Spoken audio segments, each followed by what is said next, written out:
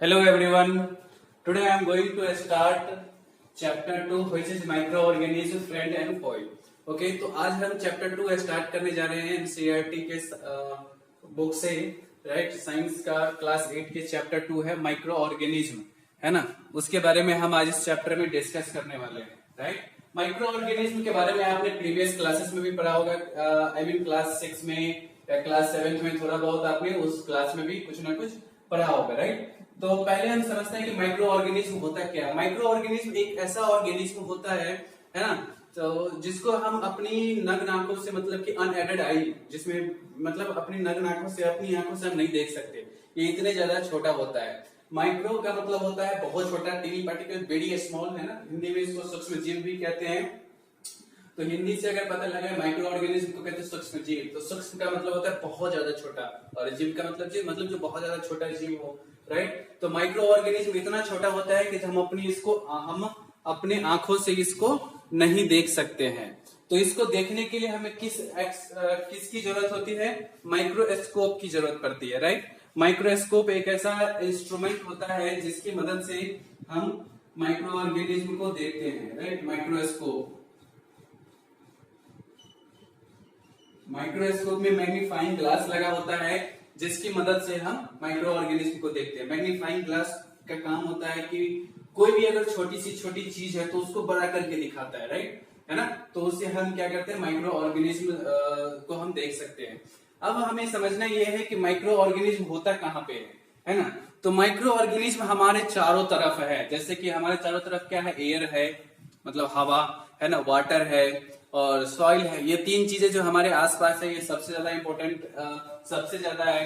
तो micro organism air में भी है, माइक्रो ऑर्गेनिज्म वाटर में भी है, माइक्रो ऑर्गेनिज्म क्या है, कहाँ है, सॉइल में भी है, राइट, मिट्टी में भी है। तो हमें इस चैप्टर में इन्हीं सब चीजों के बारे में पढ़ना है। इसके बाद इन माइक्रो ऑर्गेनिज्म कितने प्रकार के होते हैं, जैसे यहाँ पे मैंने लिखा है बैक्टीरिया, प्रोटोजोआ, फंगी, एल्गी, और एक और होता है वायरस, जिसको माइक्रो ऑर्गेनिज्म कंसीडर नहीं किया जा सकता, नहीं किया जाता, लेकिन ये भी उससे माइक्रोस्कोपिक ऑर्गेनिज्म ही होते हैं, राइट। तो इसको भी हम माइक्रोस्कोप से ही देखेंगे, राइट। फिर ये हमारे लिए कुछ माइक्रो ऑर्गेनिज्म ऐसे होते हैं जो हमारे लिए फायदेमंद है, जो हमें मदद करता है, हमें जो हमारा फ्रेंड है ना। कुछ हमें हमारे लिए मतलब बेनिफिशियल है, कुछ हमें हार्म भी पहुंचाता है, कुछ हमारे लिए हार्मफुल भी है।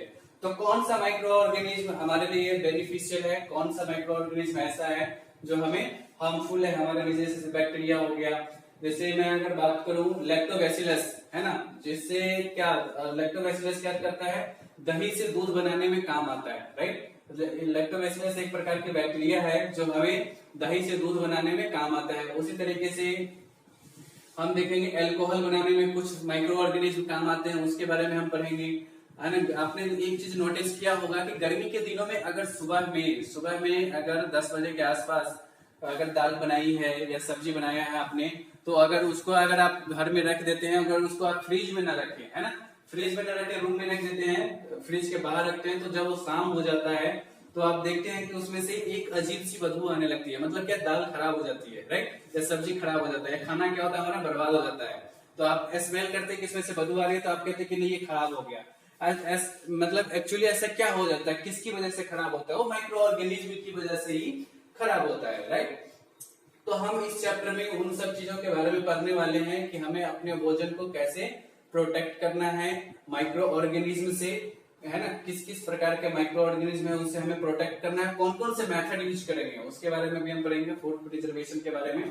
तो आज हम शुरुआत कर रहे हैं फिलहाल माइक्रो ऑर्गेनिज्म से। तो जैसे कि मैंने आपको थोड़ी देर पहले बताया है कि माइक्रो ऑर्गेनिज्म हमारे चारों तरफ है, राइट। ईयर में भी है, जैसे कि मैं अगर एक बार हाथ ऐसे करूं तो ना जाने ही हमें तो अभी दिखाई नहीं दे रहा, लेकिन कितने सारे करोड़ों बैक्टीरिया को, करोड़ों माइक्रो ऑर्गेनिज्म इधर से इधर हो गए होंगे। हवा में अगर मैं एक बार ऐसे करूंगा तो करोड़ों बैक्टीरिया इधर से इधर हो गए होंगे, राइट। हमारे चारों तरफ है, हमारे चारों तरफ घूम रहे हैं वो। अगर आपको यकीन नहीं होता तो आप माइक्रोस्कोप लगा के देखेंगे तो आपको दिखाई देगा कि कितने सारे माइक्रो ऑर्गेनिज्म है। वो आपके शरीर में भी है, हमारे मुंह में भी होता है, माउथ में भी मुंह में भी कुछ बैक्टीरिया होते हैं जो हमें भोजन को डाइजेस्ट करने में हेल्प करता है, राइट। वो हमें हार्म नहीं पहुंचाता है ना। हमारे माउथ में भी कुछ बैक्टीरिया होते हैं जो आपने पढ़ा भी होगा, जो हमारे भोजन को डाइजेस्ट करने में हेल्प करता है, वो हमें हार्म नहीं पहुंचाता है, वो हमारे लिए बेनिफिशियल होता है, हार्मफुल नहीं है। लेकिन कुछ बैक्टीरिया ऐसे भी है जो हमारे लिए हार्मफुल है, जिसकी वजह से हमें परेशानी हो जाती है, हमें प्रॉब्लम हो जाता है, हम बीमार पड़ जाते हैं, हमें डिजीज हो जाती है। बैक्टीरियल डिजीज है, फंगस की वजह से कुछ डिजीज होता है, कुछ वायरस की वजह से डिजीज होता है। वायरस की वजह से जैसे अभी कोरोना वायरस सबसे ज्यादा पूरी दुनिया में फेमस है, दुनिया में चल रहा है, वायरस की वजह से ही क्या है, आदमी परेशान है। लेकिन उस वायरस को आप देख सकते हैं? नहीं देख सकते। क्यों? क्योंकि वो बहुत ज्यादा छोटा सा जीव है, माइक्रो ऑर्गेनिज्म है, उसको हम नहीं देख सकते। हम उस पे भी हम चर्चा करेंगे। तो माइक्रो ऑर्गेनिज्म जैसे मैंने बताया कि हवा में है, पानी में है, मिट्टी में भी है, हर जगह है माइक्रो ऑर्गेनिज्म।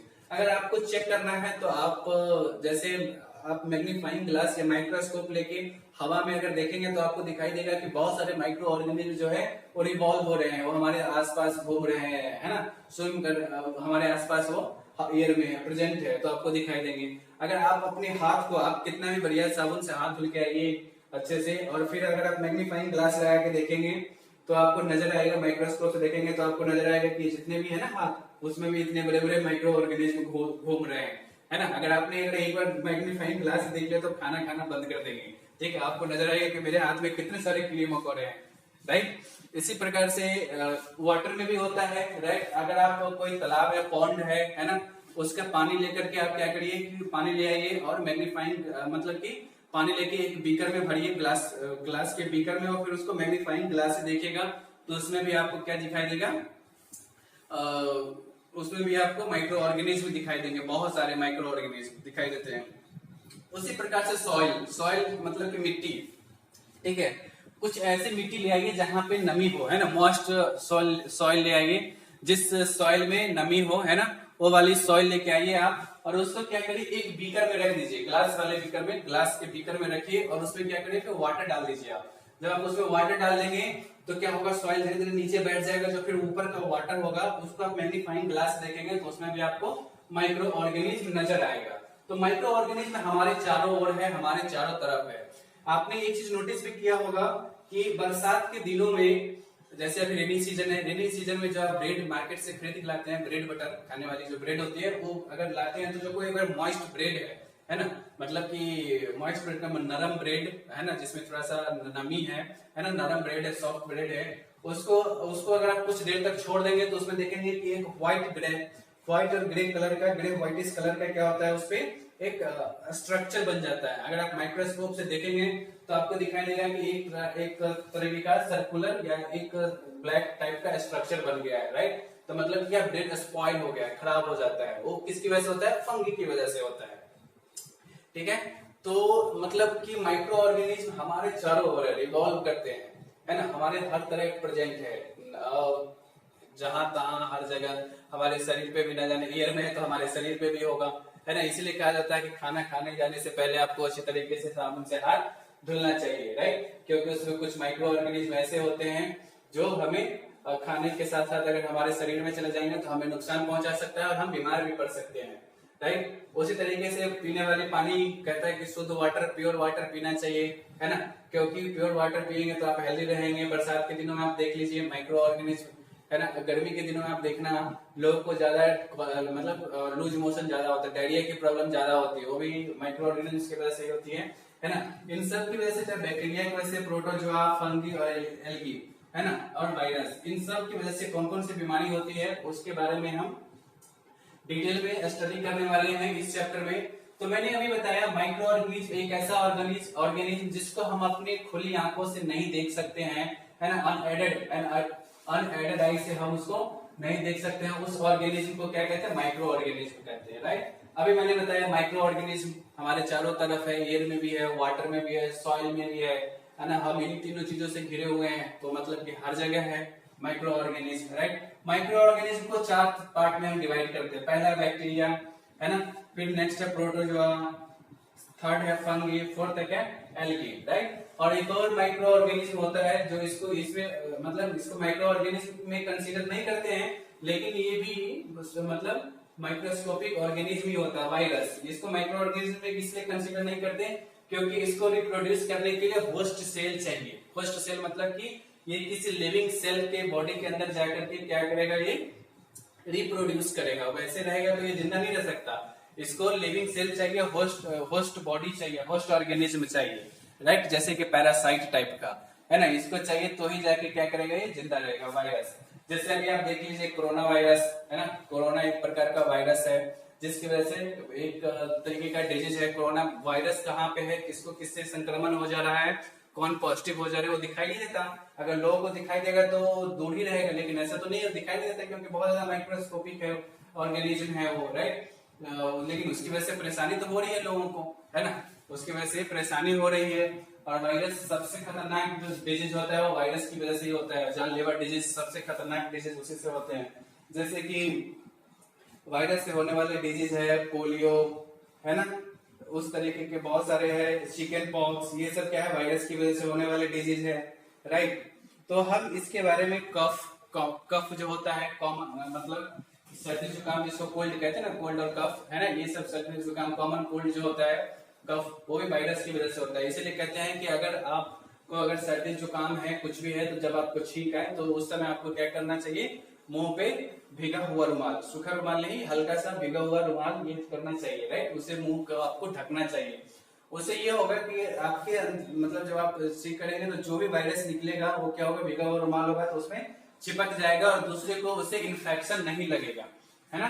तो इसलिए कहते हैं कि अगर कोई किसी को सर्दी जुकाम है और उसको छींक आ रही हो तो आप उधर से साइड हो जाइए, उधर से थोड़ा साइड हो जाइए ताकि आपको उसकी इन्फेक्शन न लगे। अगर इन्फेक्शन लग गया तो आपको भी सर्दी जुकाम हो सकता है, राइट। तो अभी मैंने बताया आपको माइक्रो ऑर्गेनिज्म के बारे में, ये थोड़ा सा इंट्रोडक्शन था माइक्रो ऑर्गेनिज्म के बारे में। अब कल हम इन्हीं तीन चीजों, चार चीजों जो है, ये बैक्टीरिया, प्रोटोजोआ, फंगी, एल्गा, है ना, इन्हीं सब चीजों के बारे में डिटेल में पढ़ने वाले हैं एक एक करके, ठीक है।